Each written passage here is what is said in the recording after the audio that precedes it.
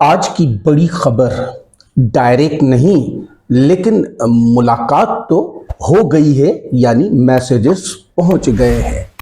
शुक्र है घड़ी वाला चैप्टर तो बंद हुआ, अब बात कुछ आगे बढ़ पाएगी। एक टॉपिक जो मैं 3 दिन से चला रहा हूं, अब उस टॉपिक का मैं आपको अगला हिस्सा बताऊंगा कि रेस्क्यू ऑपरेशन आफ्टर डिफॉल्ट।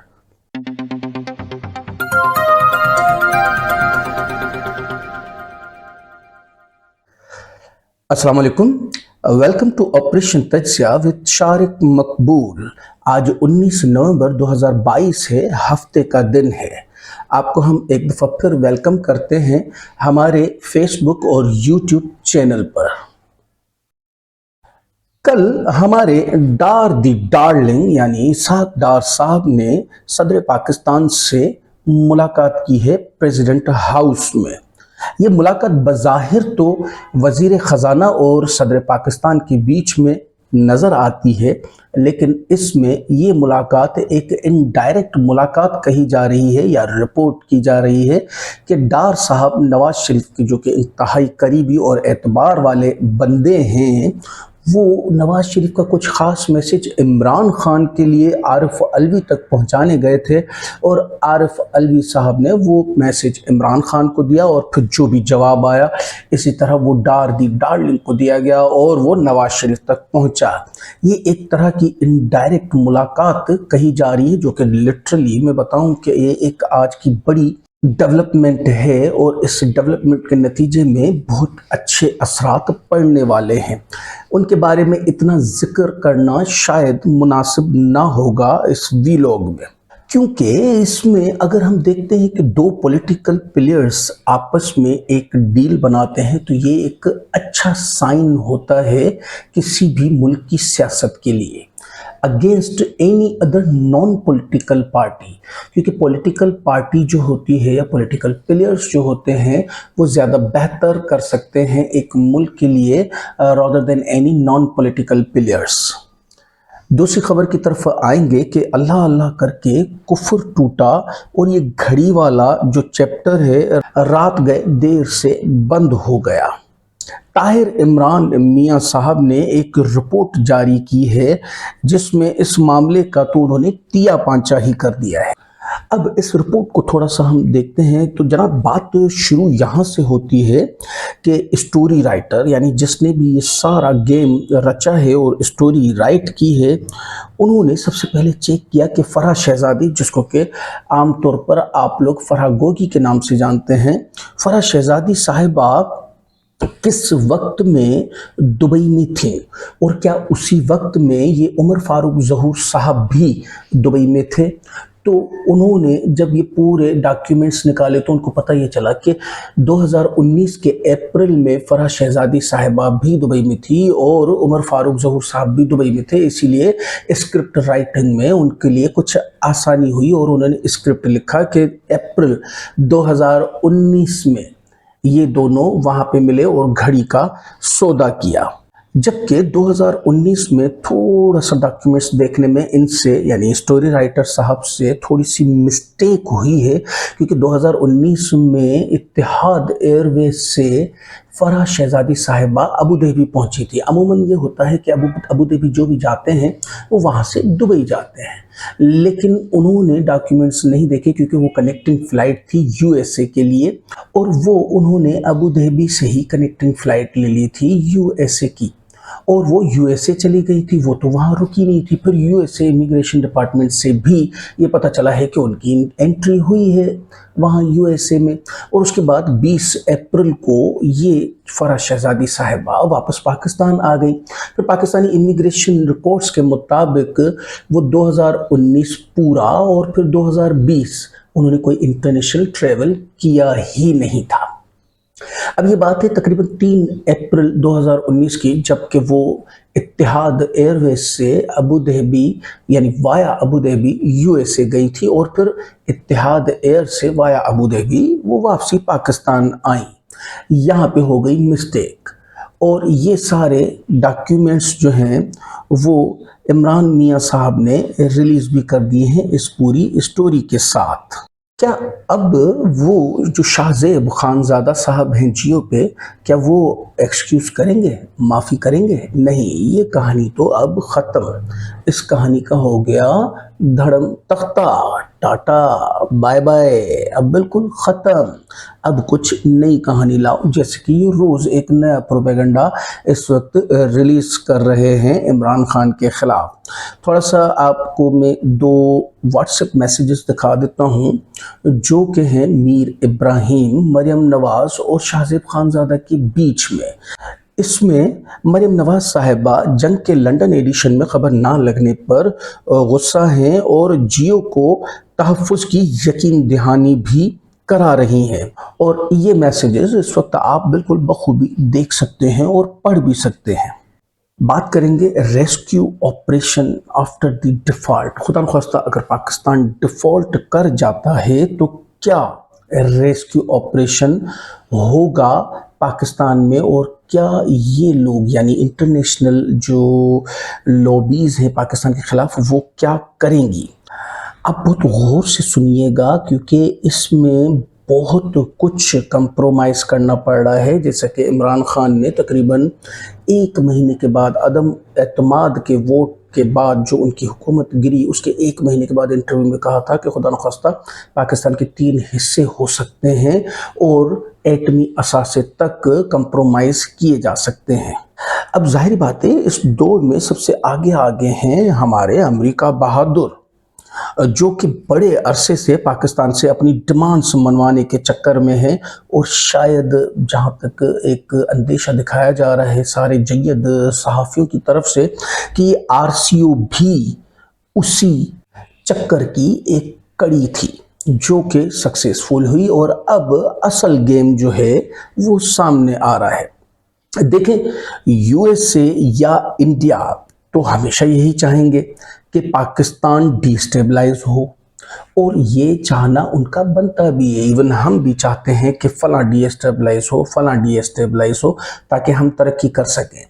लेकिन उनके चाहने न चाहने से कोई फ़र्क नहीं पड़ता है जब तक कि हमारे अंदरूनी सहूलतकार उनको सहूलत ना फराहम करें उनकी चाहत पूरी होने में।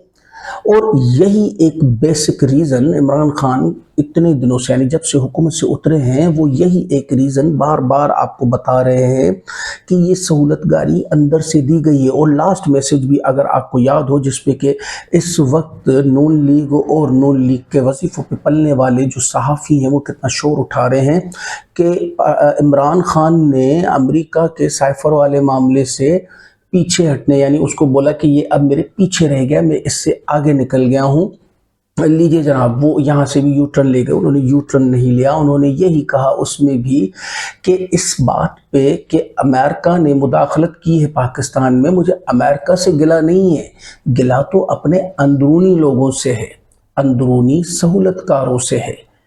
देखिए वही बात है ना कि चाहत अमेरिका की या इंडिया की है पाकिस्तान को बर्बाद करने की, लेकिन वो तब तक बर्बाद नहीं कर पाएंगे जब तक कि अंदरूनी सहूलतकार उनको सहूलत फराहम नहीं करेंगे।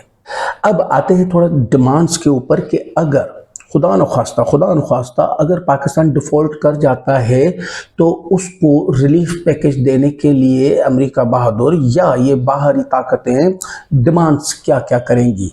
डिमांड नंबर 1, इंडो पाक रिलेशंस मीन्स कश्मीर पॉलिसी को कंप्रोमाइज़ करना, क्योंकि कश्मीर के मसले को ख़त्म करके इंडिया से रिलेशंस बेहतर बनाना। और इंडिया से रिलेशंस बेहतर बनाने का मकसद ये नहीं है कि दोस्ती की बुनियाद पे इंडिया का बगल बच्चा बन के रहना पड़ेगा एशिया में, क्योंकि इंडिया चाहता है कि हर मुल्क जो उसके सराउंड में है वो उसका बगल बच्चा बन के रहे, और पाकिस्तान इसी चीज़ को 75 साल से रेजिस्ट कर रहा है।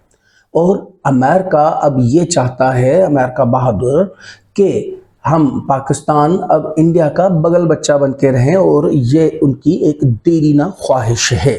डिमांड नंबर 2, रशिया और चाइना से रिलेशन भूल जाएं और अमेरिका ब्लॉक में ही रहें, और अमेरिका का एक आलाए कार बन के रहना है पाकिस्तान को। ये अमेरिका की ख्वाहिश, और ये ज़ाहिर बात है किसकी ख्वाहिश नहीं होगी, क्योंकि जितने मुल्क मेरे आलाए कार बन के रहेंगे मैं उतना ज़्यादा पावरफुल। डिमांड नंबर 3, सीपेक जैसे कि अब बन चुका है, क्योंकि अगर ये बनाना होता तो इससे हाथ उठाने पड़ते, लेकिन अब बन चुका है तो इसको सिर्फ एक रोड तक ही महदूद रहना चाहिए, इससे ज़्यादा आगे नहीं बढ़ना चाहिए। क्योंकि आपको अगर पता हो कि सीपेक में सिर्फ रोड नहीं है बल्कि पावर हाउसेस हैं और अदर डेवलपमेंट स्टोरीज इंतहा डेवलपमेंट है पाकिस्तान में, लेकिन उसको अब सिर्फ रोड तक ही रखेंगे। डिमांड नंबर 4, अफगानिस्तान और सेंट्रल एशिया में पाकिस्तान अमेरिका के मुफादात का तहफ़्फ़ुज़ करेगा। यानी जैसे हम कहेंगे, यानी अमेरिका बहादुर कहेगा कि हमें हवाई अड्डे दो तो हवाई अड्डे दिए जाएंगे, हमारे साथ जंग लड़ो अफगानिस्तान के तालिबान के ख़िलाफ़ तो जंग लड़ना पड़ेगी।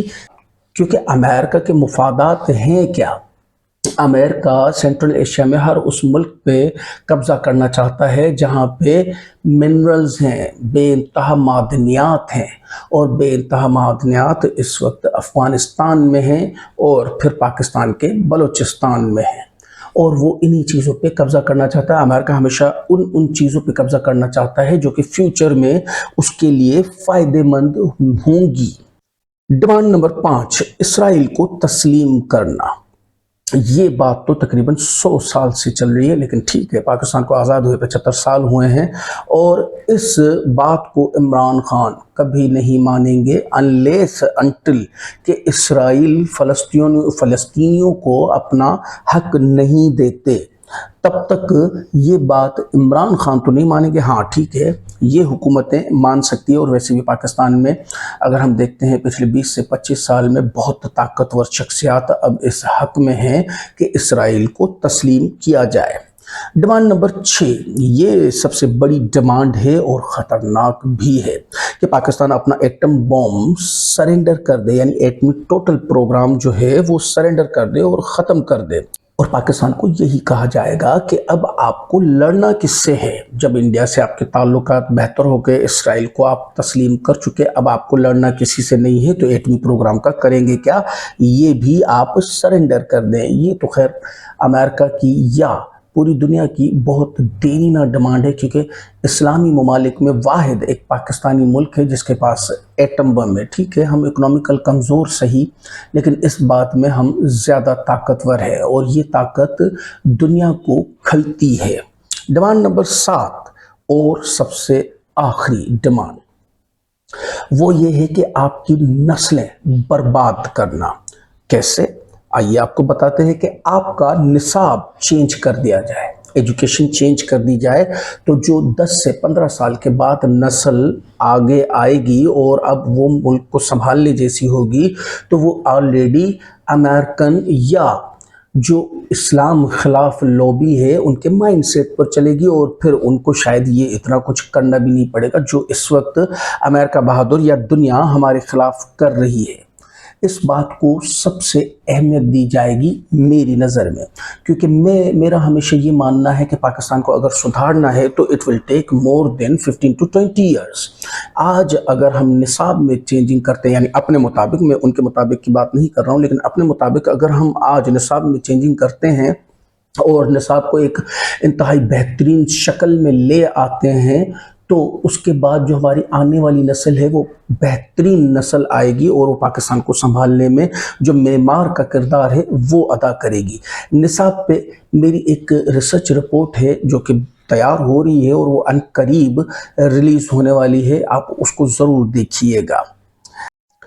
अब आप देखें कि कहाँ ला के खड़ा कर दिया है मेरे मुल्क को इस इम्पोर्टेड हुकूमत ने, क्या हाल कर दिया है। यानी आप डिफ़ॉल्ट करें और उसके बाद हर चीज़, अपनी हर चीज़ कंप्रोमाइज़ करें, अपनी हर डिमांड को कंप्रोमाइज़ करें, दूसरों के हुक्म पर चलें। ये सहूलतकारी, इसी के ख़िलाफ़ तो इमरान खान लड़ रहा है। अब इस सूरत में इन सारी डिमांड्स के रास्ते में सिर्फ़ और सिर्फ एक ही रुकावट बनेगा और वो है इमरान खान। इसलिए ही इमरान खान की ज़िंदगी को बहुत ज़्यादा ख़तरा है और वो बार बार बता रहे हैं कि मेरी जान को ख़तरा है। इवन इंटेलिजेंस रिपोर्ट्स भी यही कह रही हैं, जो कि मौजूद भी हैं और सुप्रीम कोर्ट में जमा भी करवा दी गई हैं। जाते जाते एक छोटी सी खबर को शामिल करूंगा। मकसद कोई इतनी ज़्यादा अहमियत नहीं रखती है, लेकिन खबर बड़ी अच्छी है, मैं आपको बताता चलूं। आप इस वक्त देख सकते हैं कि मरियम औरंगज़ेब साहिबा कल प्रेस कॉन्फ्रेंस कर रही थी। आप इसमें गौर कीजिए, नीचे जो येलो लाइन लगी हुई है इसमें ये बताया जा रहा है कि ये प्रेस कॉन्फ्रेंस सिर्फ 5 लोग देख रहे थे। 5 में से भी एक वो है जिन्होंने ये फोटो निकाल के भेजा है, और शायद 1-2 इनका और वजीर होगा, तो 3 लोग। और यकीन मानिए कल रात से लेकर इन 3 लोगों की तलाश जारी है कि ये कौन ऐसे 3 लोग थे जो कि ये प्रेस कॉन्फ्रेंस देख रहे थे। ये हालत हो चुकी है पीडीएम की। लेकिन इस प्रेस कॉन्फ्रेंस में जब आप बातें सुनेंगे, इमरान खान के लॉन्ग मार्च में कोई बंदा नहीं, उसके जलसों में कोई बंदा नहीं आता, बातें इनकी ये हैं और रिपोर्ट्स आपके सामने हैं। मिलते हैं अगले व्लॉग में कुछ नई खबरों और मोतबर तज्जियों के साथ। हमारे चैनल को सब्सक्राइब करें, वीडियो को लाइक करें, अपनी फैमिली और फ्रेंड्स के साथ शेयर करें। पाकिस्तान जिंदाबाद।